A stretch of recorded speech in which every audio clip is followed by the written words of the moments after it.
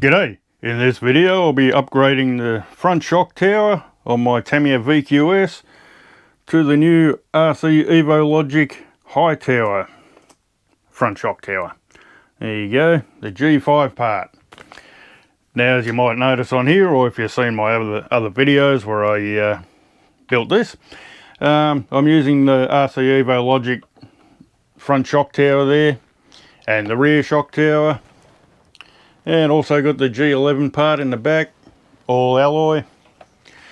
So yeah, the idea of this one, the standard one is basically the same as, well, the same height as the standard VQS front shock tower. Problem with that is, you know, you don't get full suspension travel.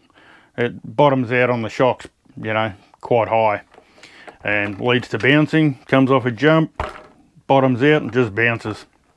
As you can see in these couple of clips here, comes off the jump, and when the front hits the ground it tends to bounce because it bottoms out. And in slow motion there, and again you can see it a little bit better in this one. It bounces quite high. It's not a huge problem, but you know, if you jump sort of before a corner you could be all sideways. You know how it is. Now, rcEvoLogic, he's been making a lot of parts for Tamiya. I'm sure he'll branch out into other brands. But most of them, or all of the alloy parts, are made from 7075 T6 alloy, aeronautical grade stuff. So not only do they look good, they're also, you know, very hard, very strong, and certainly much stronger than the standard plastic parts. Now, I made a video recently on quite a few parts that rcEvoLogic are making. I'll leave a link up the top there where you can check them out. And of course the high tower shock tower was in there as well. Anyway, so I won't bore you with a whole lengthy video of pulling it apart and fitting it. You undo the standard one and put this one back on. It's pretty simple. Anyway, so I'll swap them over and let you have a look. And there we go. It's all fitted up, looking good.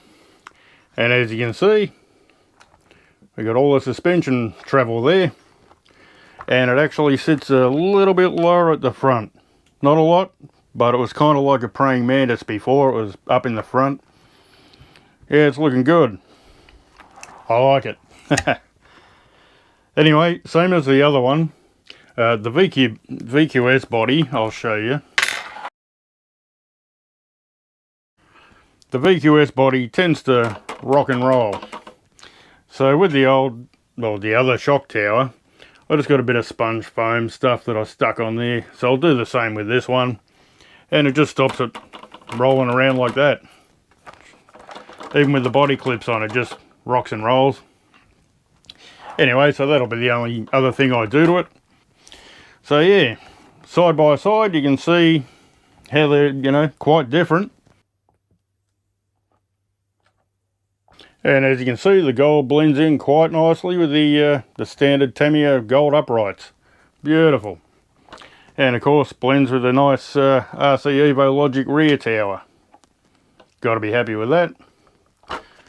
So that's about it. That's our G5 part, the high tower shock tower for the VQS and the Vanquish. I'll leave a link in the description where you can get it. Well, that's it for this video. Just a quick one, short and sweet. Anyway, grab yourself one of them. Very nice. Alrighty, catch you later.